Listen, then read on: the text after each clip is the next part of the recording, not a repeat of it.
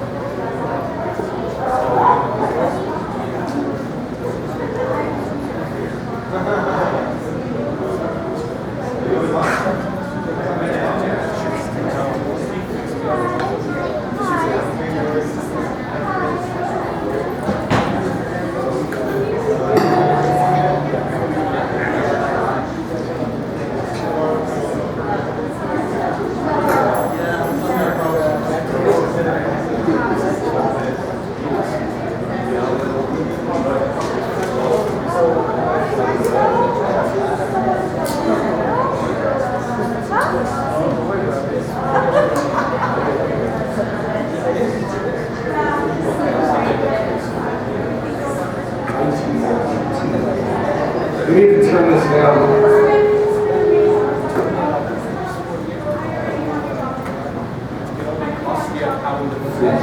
Can we move up, please? Can everybody move up, please? Test, test.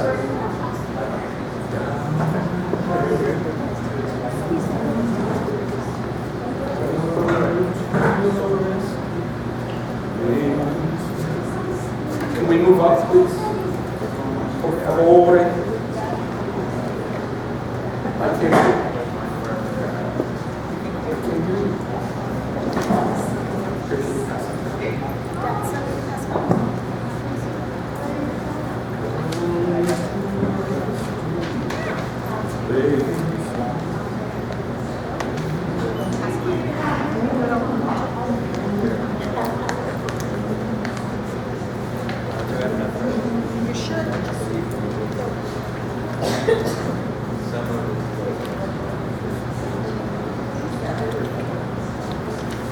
Well, sirs, well, madams.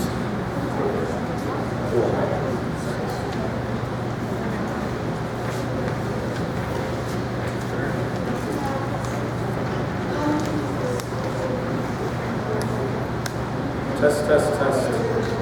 Test, test, test. All right, get it where you want it. I'm fine.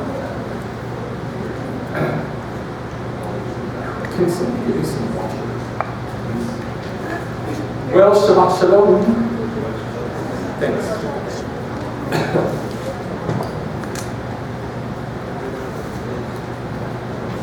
There's 2 Torah portions this week, which happens once in a while. Usually, Leviticus, the end of Leviticus, the last 2 Torah portions are always put together. They're called Bahar, in the mountain, and the Chukotai, which means in my statutes. A chok is translated as statute, but you know what it really means? It means carved into the ground, hacked into the ground, like a picture. It literally means a picture. And the chukot, the chukot plural, the Jewish people say they're the ones that you do without knowing what they are.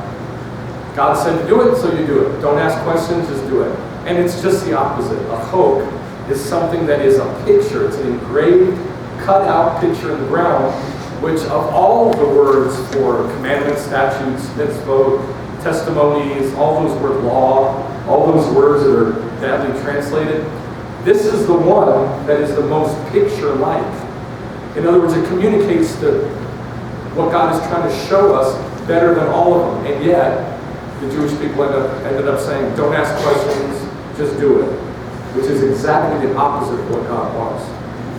These were given to us so we can understand. They were given to us so we can know God, which is why I assume you're here. So let's go to Leviticus 27. We're going to go to the Bechukotai one, not Bahar, the second Torah portion. And this teaching, well, let me say it this way. When I was a kid, I used to always hear Gentiles say, "Oh, you're the chosen people." And they'd be all happy about it. And I'd think, that's the stupidest thing I've ever heard. Chosen for what? I'm chosen. I got a target on my back. I got a target on my forehead. Somebody else be chosen. I don't need that. And not only that, I didn't even know what it meant. I mean, like, chosen. Chosen by who? You're God's chosen people. I don't feel chosen. I don't feel different from anybody else. So you tell me I'm chosen, but, whatever. If you say so. But Gentiles, Christians really love this concept of Jewish people, the chosen people. And we're like, oh, we're part of that. We're part of that. Jews aren't like that. We don't feel like that. We're not like, we're chosen. It means nothing to us until God gets involved. And then when God gets involved, it's like this. Oh, we're chosen. It's not like, we're chosen. It's not it doesn't feel good to us. Because when God gets involved, it's because we're stupid. And then when God gets involved, he's like, like a daddy with a little boy. Spanks us on the butt, get back in line. And, we don't like that. So the concept of the Jewish people being chosen amongst the Hasidic Jews, they love it, they embrace it. But other Jews don't. So we're going to talk about and look at this concept. And what does it really mean? The Jewish people are God's chosen people. Is that true? What is it? If it's true, what does it mean? So Leviticus 27, verse 9, it says this. If an animal of the kind which men can present as an offering or a sacrifice to the Lord, any such that one gives to the Lord shall be kadosh. Any animal you give to God, any animal that was given for sacrifice or offering was what? Was what? Kadosh. Holy. Kadosh. If, however, it is any animal that's unclean to us, of the kind which men don't present as an offering, then he shall place the animal before the priest, and the priest shall value it, and he can pay money, you redeem it, basically. Verse 16. Again, if a man consecrates the Lord part of his field. So this whole chapter is about valuations. It's about how you value animals, how you value field, how you value human beings. Everything has a valuation. Everything's got a price. Now look at verse 10. If you give an offering of an animal, he shall not replace it or exchange it. A good for a bad, or a bad for a good. Or if he does exchange animal for animal, then both of them become holy. So if I present my daughter Rebecca to the Lord as an offering, as a sacrifice, sounds weird, huh? Then she is holy. She's automatically holy. And then I go, I think I'm going to replace her with Dean. Is he on a higher level or a lower level? Who knows? Now both of them become holy. There's no exchange. There's no substitute. But if you do exchange it, both become holy. So the principle is this. Anything you offer to God is no longer yours. It is kadosh. It's holy. It's set apart for destruction. And that's not a bad thing. That's a good thing. In the Bible, being set apart for destruction is a good thing. That's what a sacrifice is. Now, I'm just going to assume that most of you know that in the New Testament it says we present our bodies as a what? A living sacrifice, right? That means we are set apart for destruction. It's a good thing. That means this doesn't belong to us anymore. It belongs to God. And we're just sort of like the little caretakers. But it's not our business anymore. What we give to God is no longer our business. It belongs to God. It's holy. Done. Now, in chapter 26, chapter 26, let's go back. It talks about it basically prophesies about the future, that if Israel as a whole nation sins, do they forfeit? Do they give up the land? Do they give up God? Do they give up the whole thing? Because they have given it up. In time to come, when they sin, they start worshiping everything but God. The question is, do they give up the land that God gave them? That's the question. If you have a child, and the child becomes a animal, what's one where they have sex with animals? What do they call it? Bestiality. No, not necro. Animal. Bestiality. Bestiality. Becomes involved in bestiality. Oh, let's say necromancy too. He calls up the dead. He does seances. And he has sex with little boys. And he used to be a believer. He believed in Yeshua. He was a Messianic Jew. He was on fire. He was doing great. And everybody was having fun. And then he turns to this. Does he give up being holy? Is that done? That's the question. In the church, they call it once saved, always saved. That's the question. That's what we're looking at. But you can't look at it through Christian eyes. You have to look at it through the Torah. Because the Torah sets the precedent for everything we believe. Well, if it's taught in the Torah, we believe it. If it's not in the Torah, we don't believe it. Now, in chapter 26, God gives us prophecy in verse 14. But if you don't listen to me, don't carry out all these mitzvot, these set up things, if instead you reject my statutes, your soul just hates my ordinances, so as to not carry out all my mitzvot, and you break my covenant. You break my covenant. I in turn will do this to you. And he says, I'm going to spank you 7 times. That's what he says in Hebrew. And then you keep sinning. I'm going to teach you 7 times. And you do even worse. As a whole nation, you turn your back on me. And you know what I'm going to do to you? I'm going to teach you 7 times. Now it's translated punish, but that's not what it says in Hebrew. It says nakah, which is spanking, and it says torah, teach.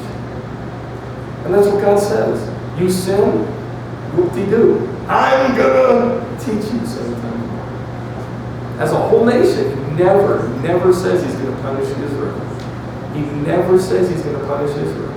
He says he'll discipline them, but not punish. They're 2 totally different things. So then, let's go down to verse 24. This is like the 3rd set of them being bad. Then I will act with hostility against you, and I will strike you. This is the word musar, which means discipline, spanking. I will discipline you 7 times more for your sins. Verse 28, verse 27. Yet if in spite of this you do not listen to me, but act with hostility against me, then I will act with wrathful hostility against you, and I will correct you 7 times more for your sins. Verse 32. Then I will make the land desolate, so that your enemies who settle in it will be appalled. They'll freak out that there's nothing there. You, however, I will scatter among the Gentiles, and will draw out a sword after you. As your land becomes desolate, your cities become waste, then the land can enjoy its Sabbaths, and then I'll bring you back. It's never punishment. It's always discipline. Verse 35, all the days of its desolation it will observe the Shabbat that I wanted the land to keep, but it didn't keep it because you didn't let it. All right, let's go down to verse 40. Now remember, this is prophecy. This is Moses talking to Israel before they go into Israel. And God is prophesying far into the future. Verse 40, if they confess their sin and the sin of their forefathers and their unfaithfulness which they committed against me, and also their acting with hatred against me. Verse 42, then I will remember my covenant with Jacob. And I'll remember my covenant with Isaac, my covenant with Abraham too. And I'll remember the land. Because the land was abandoned by them.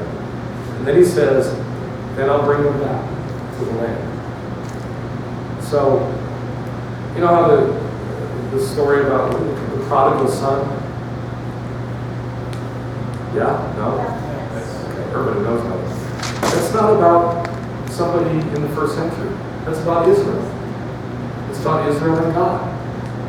And Yeshua came to reiterate all of this time that it's said in the Torah. This is said many, many, many times in the Scriptures, in the Old Testament. And Yeshua came to reiterate it. That's all.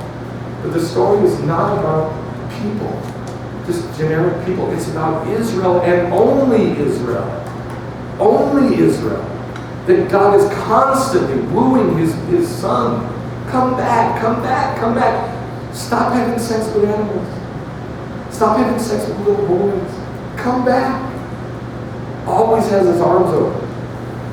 Kol hayom. Parasti kol hayom al Yisrael. All day long I stretch forth my hands to Israel. It says in Isaiah 54. Kol hayom. All the day. Parasti yadai kol hayom al Yisrael. I stretch out my hand to Israel. All day long. This is never stopped.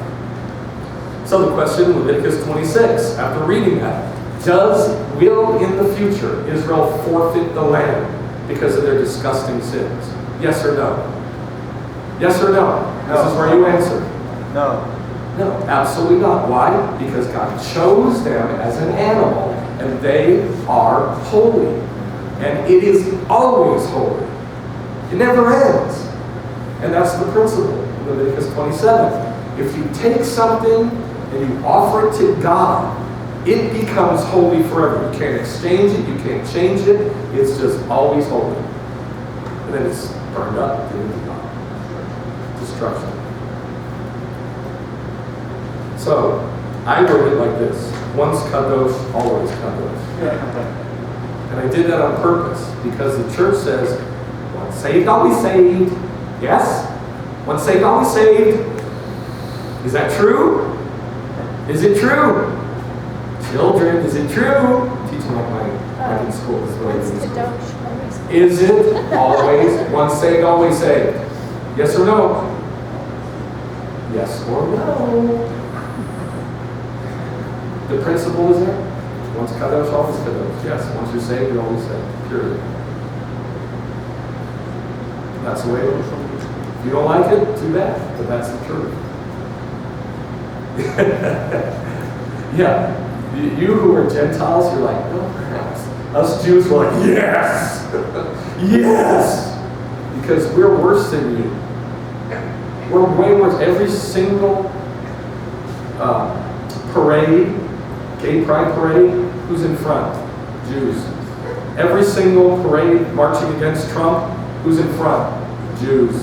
Every single bad, evil, there's a thing called NAMBLA, North American Man-Boy Love Association.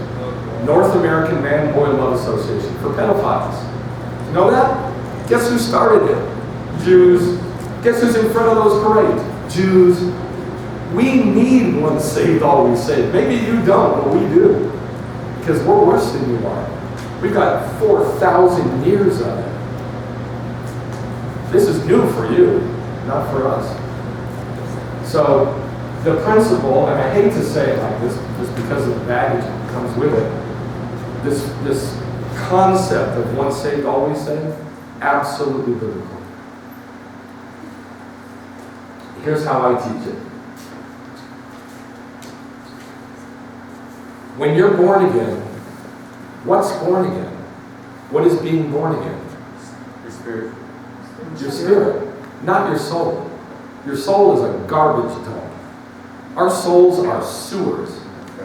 That doesn't get born again. That gets fixed over time, a little bit at a time. But your spirit, which was dead when we were born, our spirits were dead, and they came to life. Well, how do we make it dead and come to life again and again and again and again? That's ridiculous. Once something's brought to life, it's alive. Once you're saved, you are always saved. Does not matter what you do. You can't get away from it. God's love is way, way, way too vast to get away from. Because once you're kadosh, there can be no exchange, right? And no substitute. Done.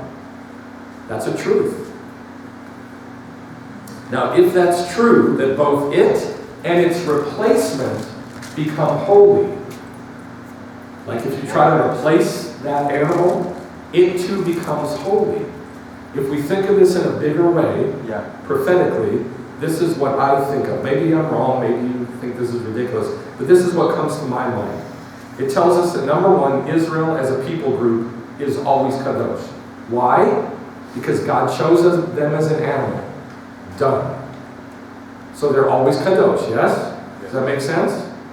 Yes. I'm not getting any responses today. Does that make sense? Yes.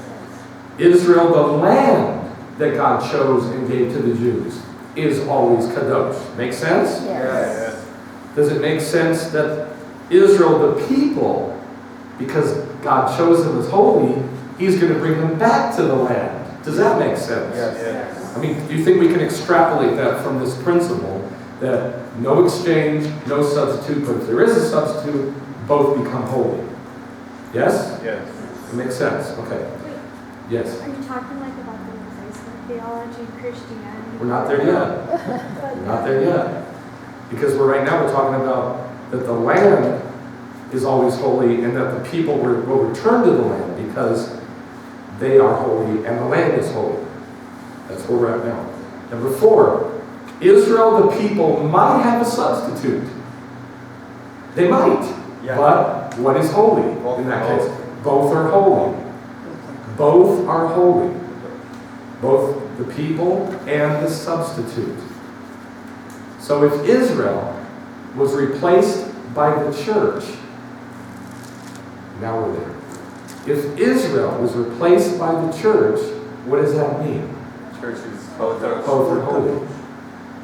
But it's not a true replacement. It's just, now you got 2 that are chosen. Yeah, there's one that was chosen, now there's 2 that are chosen. There's no replacement. There can be no replacement or substitute. But if there is, that's how it's written. I don't think you're hearing what I'm saying. There can be no replacement or substitute. But if there is, then both are holy. That's how it's written in Hebrew. And the last one, the people themselves might have a replacement. They might. But what? They're both holy. So, when people talk about replacement theology, fine. Replacement theology is great. Fantastic. As long as you understand that there's no such thing as replacement. There can be no replacement. But if there is, they're both kadosh. they're both kadosh. It's not as, end of the world scenario as people make it sound. All right, so Leviticus 27 is about, taking an animal that belongs to God. It's holy. Can't be exchanged. This is in the context of valuations. The land has a price. People have a price. Animals have a price. Everything has a price. So if you give something to God, you got to count the cost. That's where that comes from. Where Yeshua said, count the cost, this is where it comes from. There's a cost, there's a valuation to everything. Everything. If you give yourself to God, figure out what your valuation is. Count it. Figure out what your cost is. And give it. Now this is about nedarim. In Hebrew, nedarim is vows. Let's go to Psalm 33. In Hebrew, nedarim is vows. A vow is a nedar. In Judaism, it's totally different than in the rest of the world, I think. That in Judaism, if you make a vow and you don't keep it, that gets God really upset. The rest of the world, they say stuff all the time. People just say stuff all the time. And they don't mean it, they make a promise and they break it. It's no big deal. But in Judaism, it's a huge deal. And this causes a problem in my middle school art classes. Because I actually listen to what they say and I hold them to it. And they get so mad. Mr. Washer, leave me alone. Yeah, but you said you were going to. Yeah, I know, but who cares? Who cares? And I go ballistic on it. Here's why. For drama, but the other reason is because the rabbis say that if you look at a sin, a small sin, not as a thread, but as a cart rope, a rope big enough to pull a cart then you'll stay safe. And your words will stay safe. But if you look at your words as spider webs, as threads, little thin threads, that's no big deal. You will constantly break your word.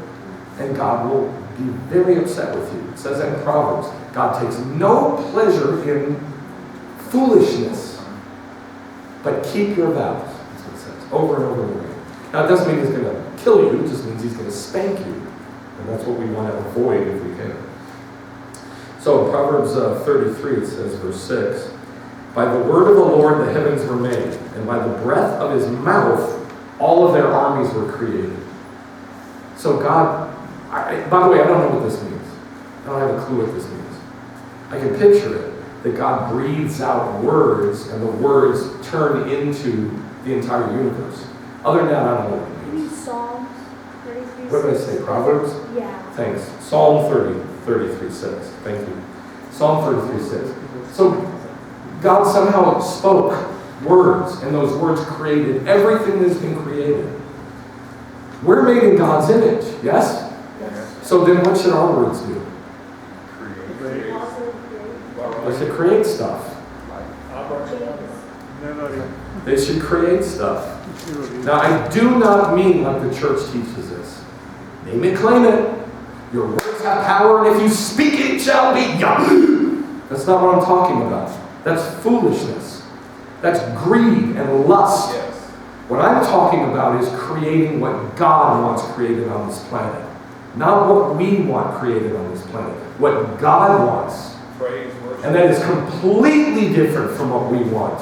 Because we are filthy and disgusting, and we want what we want. We were talking about that this morning here. Somebody stole some stuff in the fridge. I had some fruit in the fridge, and somebody stole it. And I said, I would do that. What did I say?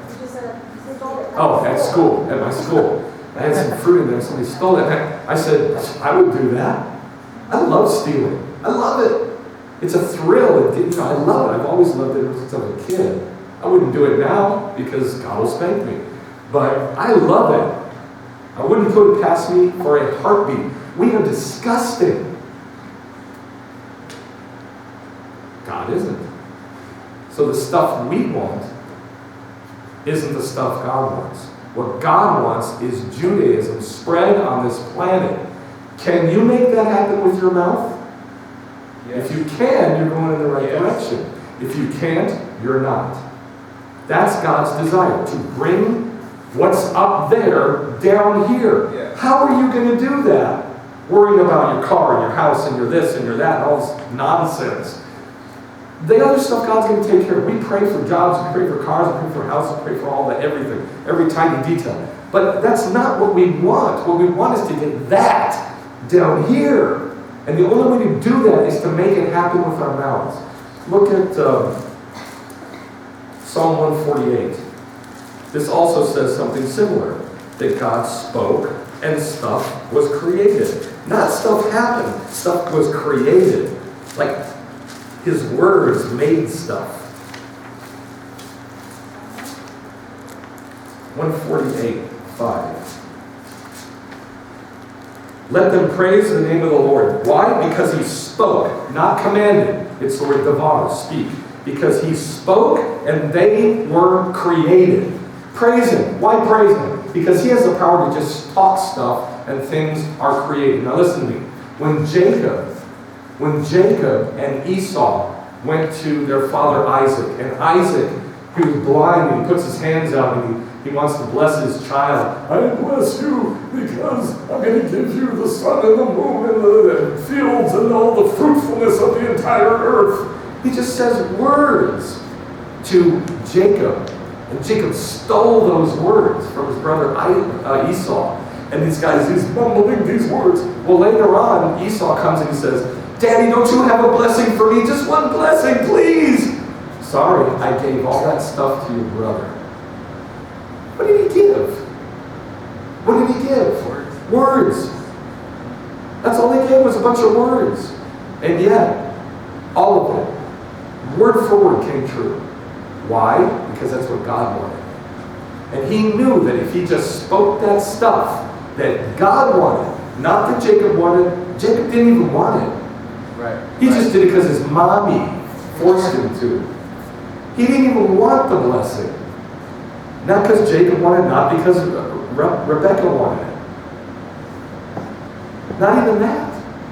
Not because Isaac even wanted it. But God wanted it on this earth. And so Isaac mumbles these words, and they happen. And his son is freaking out because he says, can't you give me a blessing too? Why didn't he just say another blessing? Okay, I'll bless you too. Big deal. But he doesn't, he can't. He has to speak in line with what God wants. Now, we don't know how to do this anymore. It's lost. When we talk because we want to talk. We say what we want to say. We promise what we want to promise. We just speak all kinds of nonsense. Even when it's about God. We got to learn how to do this. Go to Hebrews chapter 11. We got to learn how to do this, how to recapture it. Once in a while, once in a great while we do it. But it sure is hit and miss. Hebrews 11 verse 3. By faith we understand. By the way, faith in Hebrew, emunah, it really means understanding. That's really what it boils down to. By understanding, we understand that the worlds were prepared, created by the Word of God. So that what is seen was not made out of things that are seen. They're made out of what? Words. Words. Weird. Yeah. Well, the word is faith, and faith, emunah, really means understanding. We boil it down to its meaning. So, we should do the same thing. It's not easy, but we got to work it out. Proverbs 12, I hate this verse. I hate this verse. I hate this verse because of what people have done with it and how it's been abused and twisted.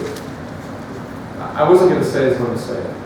I was watching on YouTube the other day, and I saw there was a black church, like I don't know where it was, but there was this a black church, and there was like steps going up to the platform, and there was a pile of money this deep that people had put all along the steps. And this fool was dancing through the money, kicking it up and dancing and saying, look what God has given us. Look what God will give you. And people were so hyped up and happy.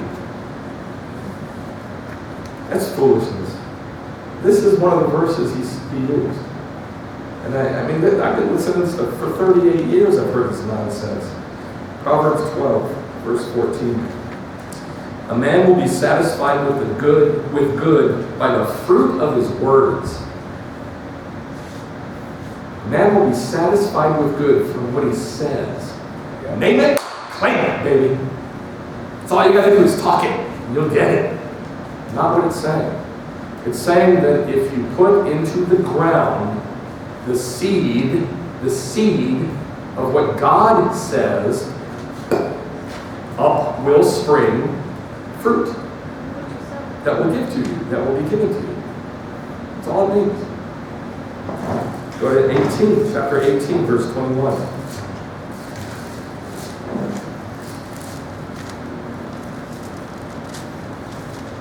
This is another one that this preacher and many others have used. Death and life are in the power of the tongue, and those who love it will eat its fruit. Saying the same thing. Well, where does fruit come from? It comes from trees. Where do trees come from? The ground. Where's it? What's put in the ground to make the tree? Seed. So if you put seed, the right kind of seed, and the seed is the Messiah. It says in Galatians chapter 3, the seed is the Messiah. You put that in the ground, and up will come fruit. It does not mean, you better watch your words. You better watch your words. Just speak scripture. Don't claim anything negative. It's not what it means. We live on a stupid, ridiculous, messed up planet. And to just walk, with your eyes covered going, oh, God is good. All things are blessed, and I'm more blessed every day. That's absurd. That's not reality. The reality is we need to deal with what's here. And this is what gets us the understanding of how to deal with what's here. And then you speak what God says, and up comes good stuff. That's all it means. We got to learn how to do it.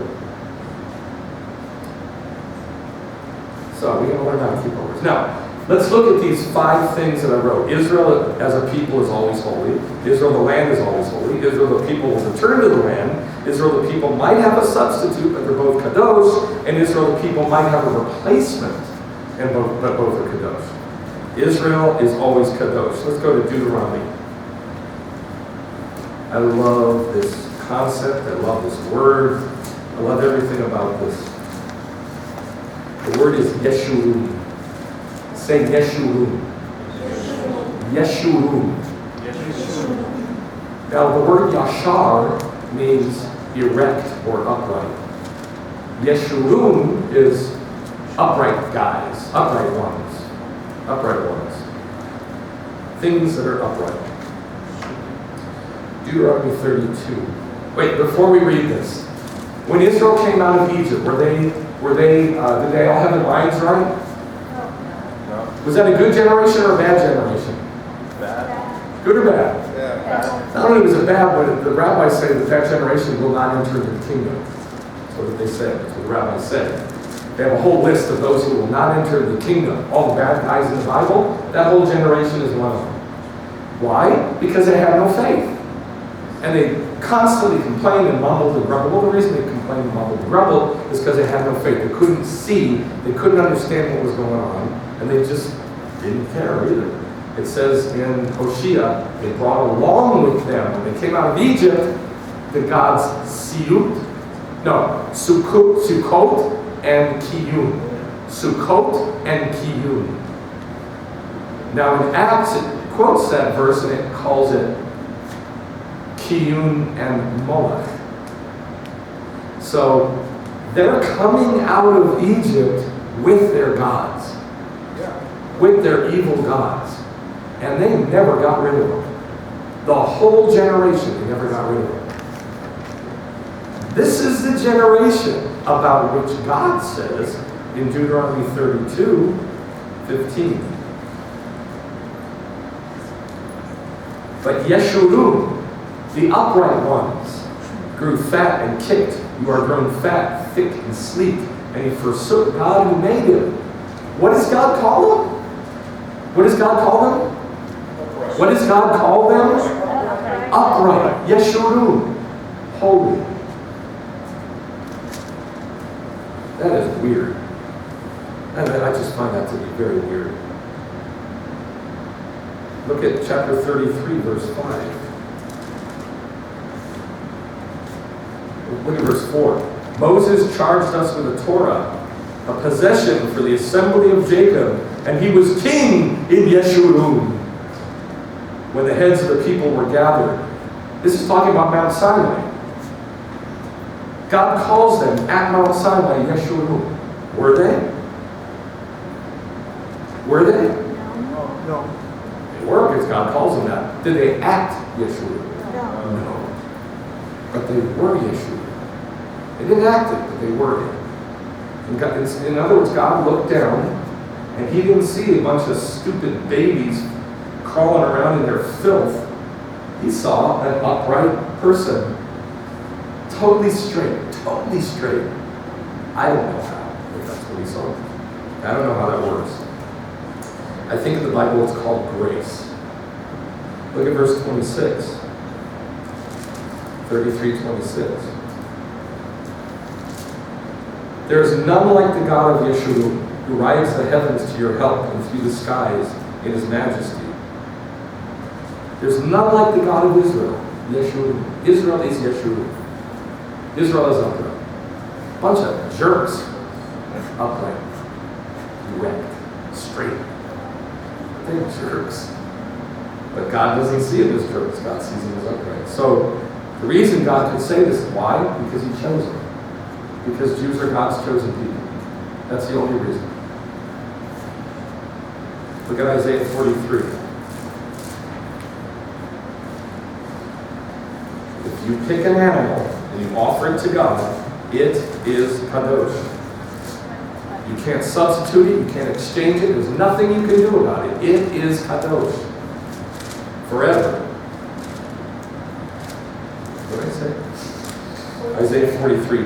But now, thus says the Lord, your creator, O Jacob, he who formed you, Israel, don't fear, because I've redeemed you. I've called you by name. You are mine. When you pass through the waters, I'll be with you. Through the rivers, they will not overflow you. When you walk through the fire, you will not be scorched, nor will the flame burn you, because I am Yahweh, your God, the Holy One of Israel, your Savior, Mashach, not Mashiach. Mashiach means anointed one.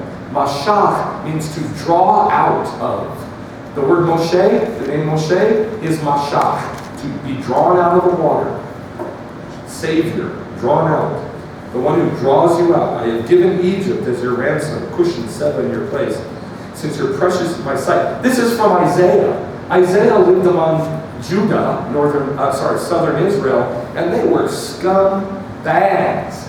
They had so much idolatry in Judah, we just have no concept of what this was like. And yet, Isaiah's talking to them saying, you're wonderful, you're chosen, you're upright, God's going to take care of you, He loves you so much. It just boggles the mind. Look at chapter 51.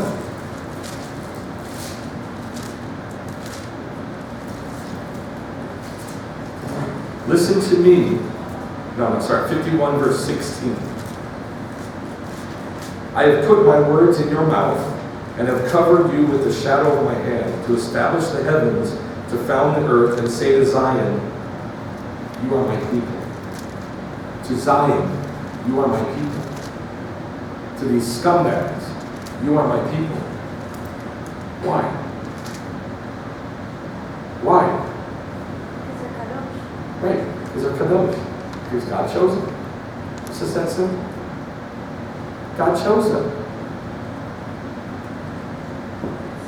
I don't know if that really hits you. We're here, right? It's Jeremiah 33. It's just weird. It is so bizarre.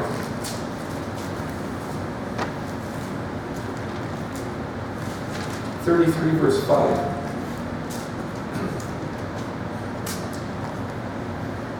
I'm going to go 5 through 13. Jeremiah prophesied also to Judah, and he said, they're coming. They're coming to get you. Babylon is coming to get you. They're going to tear this temple down. They're going to burn it. They're going to kill your children in the streets. You're going to eat your babies for dinner. They're coming. There's going to be no food, no water. You're going to die. Change what you're doing. God loves you. That was his message. You're chosen. God loves you. You're going to die in the streets. God loves you. Very two-faced, but this was the message. They are coming to fight with the Chaldeans, to fill them with corpses of men, with whom I've slain in my anger and my wrath, and I've hidden my face from this city, Jerusalem, because of their wickedness. I will bring it to health and healing. I will bring it, the city, to health and healing, and will heal them. Isn't that weird? You're going to die in the streets. You're going to eat your babies. I will bring you to health and healing and bless you. Just like in Leviticus, where he says, your horrible sin, and so I will teach you 7 times more. I will spank you 7 times more. I will teach you. Isaiah's like that. Isaiah's like that too. All of the prophets were, because that's how God is. This was always the message of God. I'm going to love you. It's just so strange. Parents, That's right. Verse 7, I will restore the fortunes of Judah and the fortunes of Israel, and I will rebuild them as they were at the first. I will cleanse them from their sin by which they have sinned against me, and I will pardon their iniquities. Look at verse 10. Yet again shall be heard in this place, in Jerusalem, of which you say, it's a waste without man, without beast, in the cities of Judah and the streets of Jerusalem that are desolate, without man, without beast, the voice of joy, the voice of gladness, the voice of bridegroom, the voice of the bride, the voice of those who say, give thanks to the Lord, Ki le'olam chasdo, for his mercy lasts forever. And of those who give thank offerings in the house of the Lord. He's already prophesying that the house of the Lord is going to be rebuilt. Before it's even destroyed. Wow. He's already prophesying it's going to be rebuilt. Isn't that awesome? Yeah. Verse 13, the cities in the hill country, the cities of the lowland, and the cities of the Negev, and the land of Benjamin, and the environs of Jerusalem, and in the cities of Judah, the flocks will again pass under the hands of those who number them. There's going to be so many that you're going to be able to have the rod out, and every 10th will be kadosh. And you'll take it and give it to the Lord. That's how many flocks there are going to be. But they're coming to get you. Don't worry. Very two-faced. Go to Ezekiel 20.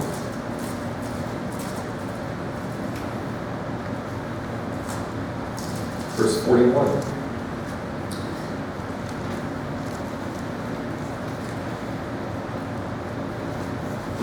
Let's read through verse 40.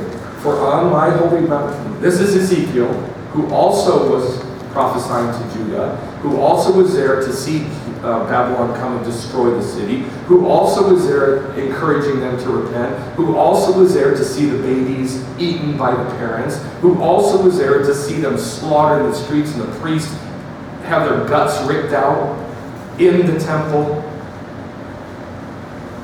Verse 40, for on my holy mountain, on the high mountain of Israel, the Lord God says, there the whole house of Israel, all of them, will serve me in the land, and I will accept them, and there I will seek their contributions and the choicest of your gifts and all your holy things. As a soothing aroma, I will accept you. In other words, you are the sacrifice. As a soothing aroma, as a sacrifice, I will accept you. Not I'll accept the animals, I'll accept you. When I bring you out from the peoples and gather you from the lands where you scattered, and I will prove myself holy among you in the sight of the Gentiles. Verse 44. Then you will know that I am the Lord when I have dealt with you for my name's sake, not according to your evil ways, or according to your corrupt deeds, O house of Israel. Why will God not deal with Israel according to their disgusting deeds? Because they are kadosh, they're holy. Chosen forever. Isn't that true? Yeah. All right, let's go to let's go to Hosea chapter 1. Hosea chapter 1. The entire book of Hosea is very weird because Hosea was told to marry a hooker, even though he was already married to a Gentile. His whole life was a mess because God made it a mess. He said, go marry this Gentile chick. Go marry her.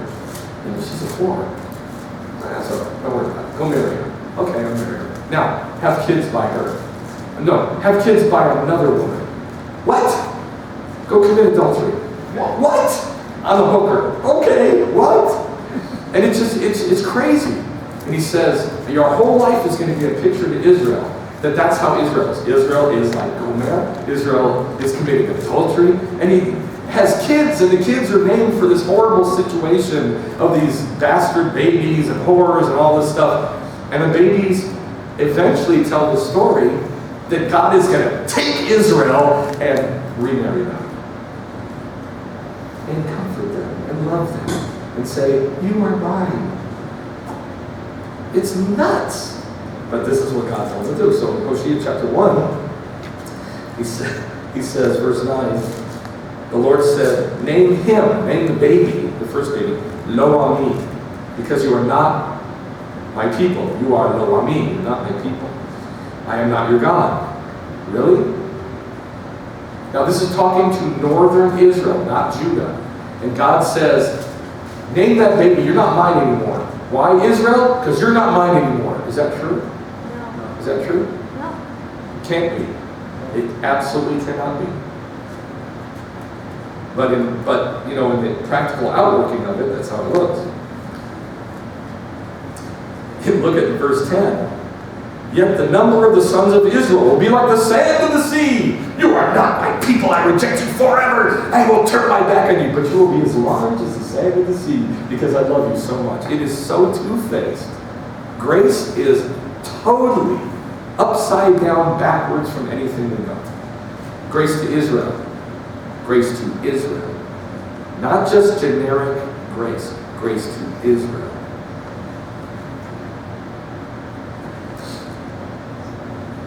Go to Jeremiah chapter 3.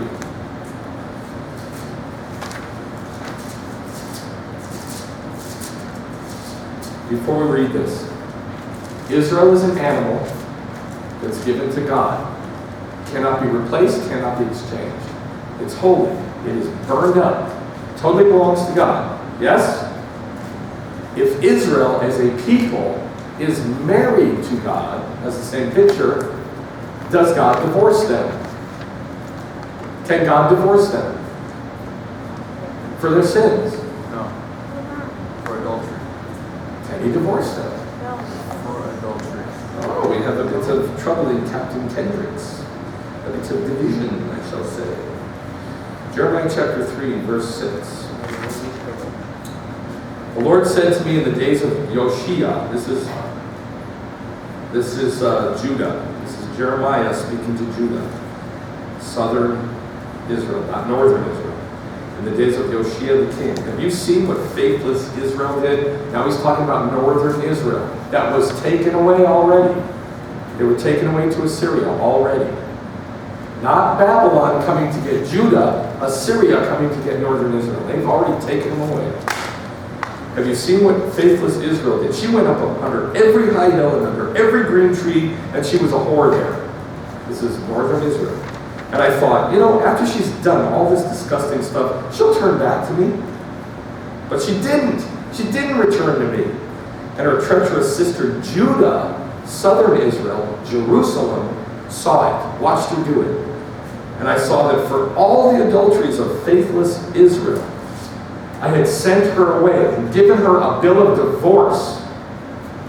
Who was divorced? God divorced Israel. Who was divorced, though, from God? Israel. Northern Israel only. Northern Israel only, not Judah. Yet her treacherous sister Judah didn't even fear, but she went and was a whore too. And it came about because of the lightness of her harlotry that she polluted the land and committed adultery with stones and trees. So you think God's going to say, I'm going to destroy you, right? I'm going to divorce you. Instead, he says, verse 15, I will give you shepherds after my own heart who will feed you with knowledge and understanding. And it will be in those days when you've multiplied and increased in the land. In other words, they're going to come back to the land. He's already prophesied they're going to come back to the land. They shall say, they won't say anymore, the ark of the covenant of the Lord. It won't even come in their mind. They won't even remember it. They won't miss it. It won't be made again. At that time they shall call Jerusalem the throne of the Lord, and all the Gentiles will be gathered to. This is to a hooker, he's saying this. He's saying, you've done all this stuff, and he doesn't even say, I'm going to destroy you. He says, hey, in the future, when you come back to the land, I'm going to dwell there with you. All the Gentiles will come and see you. It's going to be fantastic. Very strange. All right. So, Israel is always kadosh. Always. Now, if you don't have this firmly entrenched in your heart, there's a problem. This is God's message. This is God's heart. And if it's not your heart, you've got a problem. Crying out to God for Israel is the number one core, the target of, it should be the number one core and target of God's people. All of God's people. All of God's people. That should be our number one thing. God, make this happen. Make this weird grace happen. Now the second one. Israel, the land is always kadosh. I'm not going to go through all these. I'm just going to go to one of them. Ezekiel 36. They all pretty much say the same thing. They say, that the land belongs to God. The land belongs to God. The land will always belong to God. Now, people say that all the time. Christians say this by the multiplied millions. Israel is God's land. It belongs to God. We'll never give it up. But then you ask them, where does it say that in the Bible? They're like, I don't know. I don't know. Well, here's one of them anyway. Ezekiel 36, verse 5. This is talking about the day of the Lord. Surely thus says the Lord God, surely in the fire of my jealousy, I've spoken against the rest of the Gentiles and against all of Edom, who appropriated my land, he says, for themselves. They took my land. And he's talking about in the day of the Lord, which isn't even here yet. Therefore, prophesy concerning the land of Israel, and say to the mountains and the hills and the ravines and the valleys, I have spoken in my jealousy and my wrath because you've endured the insults of the Gentiles. So even in the day of the Lord, the land is still belonging to God. Now, the third one, Israel, the people, will return to the land. This is just logic. If Israel, as a people, are kadosh, God chose them, and they cannot be replaced, and they cannot be substituted, and it lasts forever, and God chose the land, and it belongs to Him forever, then all those prophecies about Israel coming back to the land make sense. Because they're both kadosh, they're both holy, and they're never, ever turned away. That is never changed. It's just logical. Here's the sticky ones. Israel might have a substitute, but both are kadosh. Who substituted Israel? Not replacement. Who substituted Israel? In other words, like if you bring a messed up goat for a sacrifice, and it's got a blemish, it's all messed up, and you say, you know what? I don't want to give that. I want to give a better one. And so you go buy one that's better. Which one do you give to God?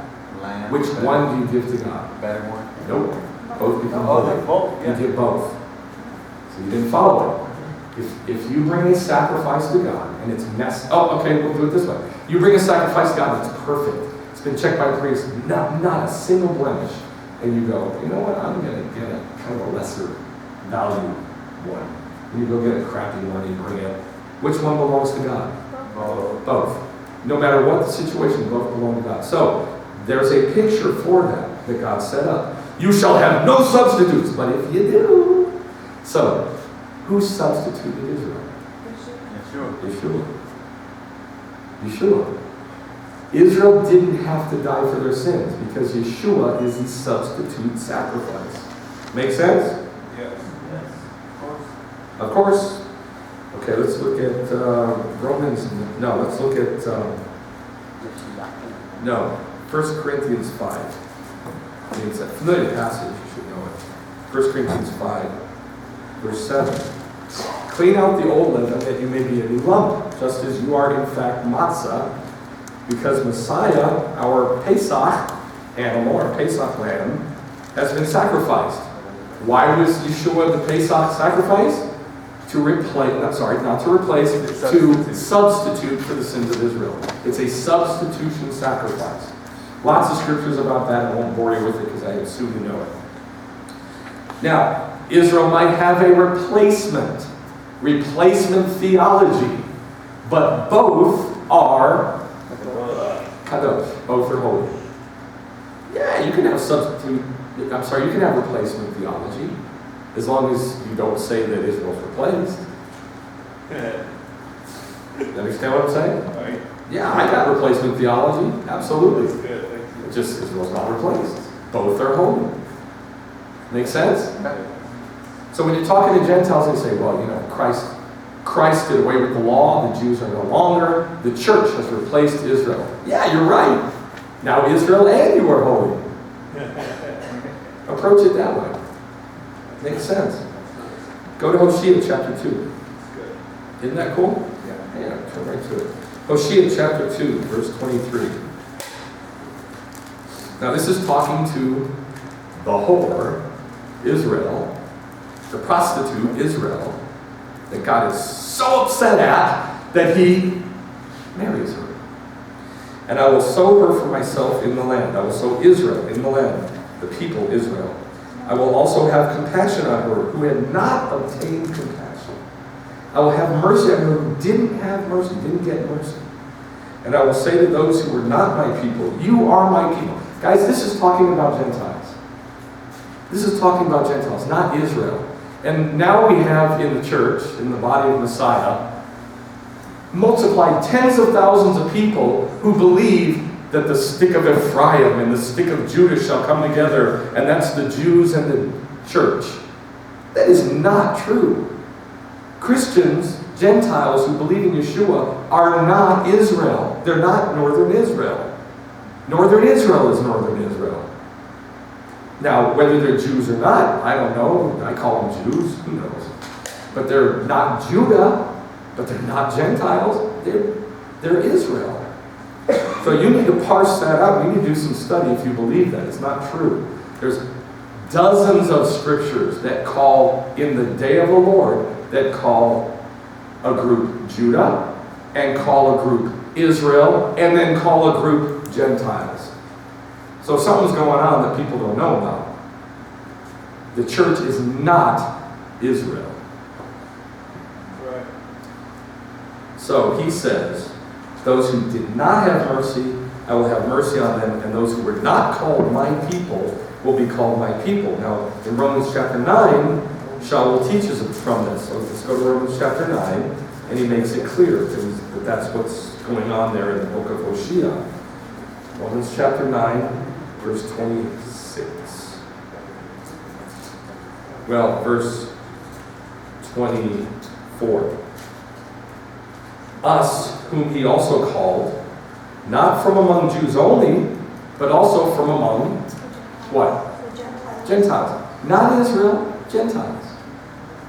As he says in Hosea, I will call those who were not my people, my people. Those who were Gentiles. Those who were not my people, I'll call them my people. And who was not beloved, I'll call her beloved. And it shall be that in the place where it was said to them, you are not my people, they shall be called sons of the living God. So, do you see what he's saying? Both are holy. Israel, the Jewish people, are holy. The Gentiles who come alongside because they're messed up. Not because they're better, because they're worse. They're messed up. They've got something wrong with it. The animal's messed up. And the offerer says, you know, I'm going to bring a messed up one too. Got a good one, and now we got a messed up one. They're both holy. You don't take the bad one and replace it with the good one. Or the other way around. You don't take the good one and replace it with the bad one. They're both holy.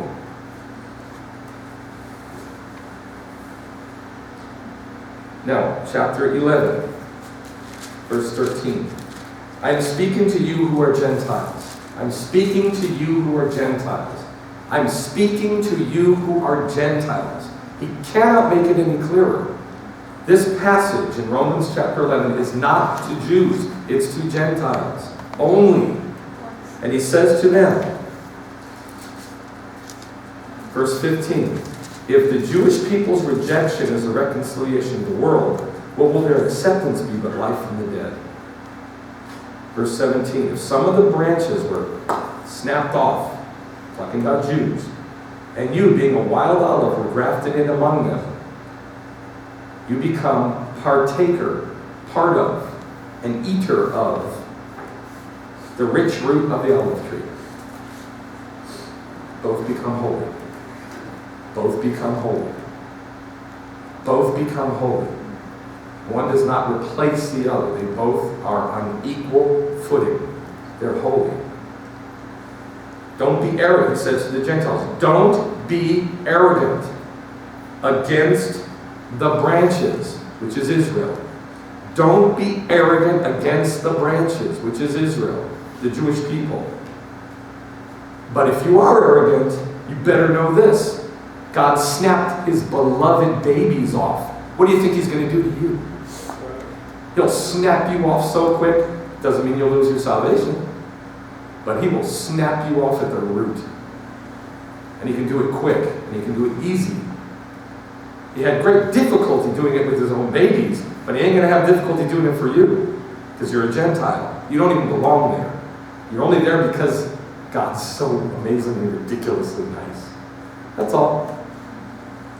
So, get your mind and your heart right to pray for Israel, to love Israel, to love the Jewish people into his kingdom. Nothing else matters.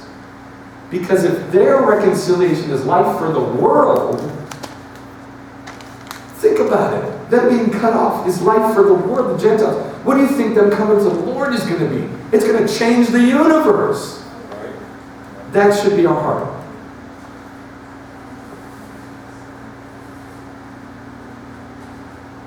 Verse 24. If you were cut off from what is by nature a wild olive tree, Gentiles, and were grafted in contrary to nature, it doesn't even make sense that you were brought into the body of Messiah, a Jewish thing. That doesn't even make sense. But you were stuck in there contrary to nature. Isn't that weird? I belong there. I'm Jewish. And I don't want to be there. You guys are Gentiles. You want to be there, and you don't even belong there. The whole thing's upside down and backwards. How much more shall these who are the natural branches be grafted into their own olive tree? All right. Verse 31. So these, the Jewish people, also now have been unsubmissive, so that, because of the mercy shown to you, they also can be shown mercy. Why were you put into the body of Messiah, Gentile? What does that verse say? Why were you put into the body of Messiah? To be shown mercy. So the Jews can be shown mercy, is what it says. So the Jewish people can be shown mercy. That's why you got saved. It has nothing to do with you. God doesn't care. He cares about his plan. He cares about what he designed from the beginning. All the little ancillary stuff is just fringe benefits.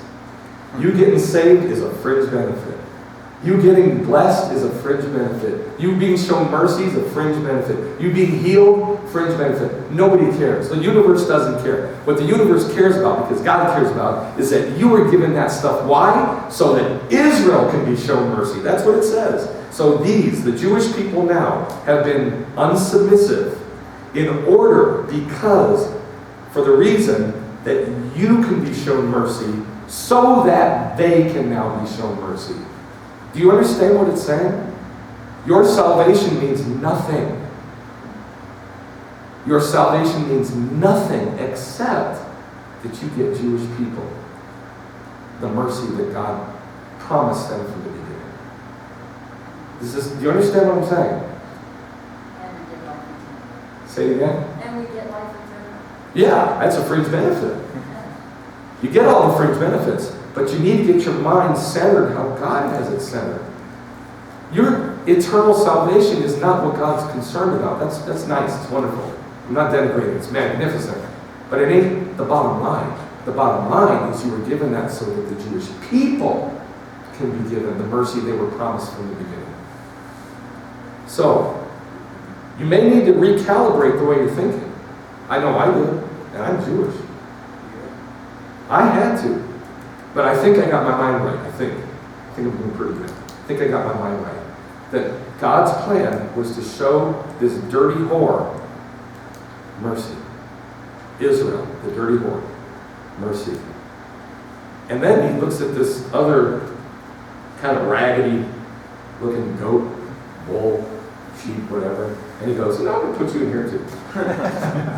There, now you're both home. And that's it. That's the whole story. That's the whole story of salvation. That's God's plan. It's a plan. It's an actual plan set up. Let's pray. Abba, thank you for the incredibly clear picture and pattern that you set up, that there can be no replacement of Israel. But if there is, they're both holy. And I thank you, Lord, that almost as a side thought, you brought in billions of Gentiles. And I thank you, Lord God, that you promised Kadosh from the very beginning for Israel, and you've never changed your mind, not for a second. Parasti yadai kol hayom al Yisrael. All day long you stretch out your hand to Israel. Thank you, Allah.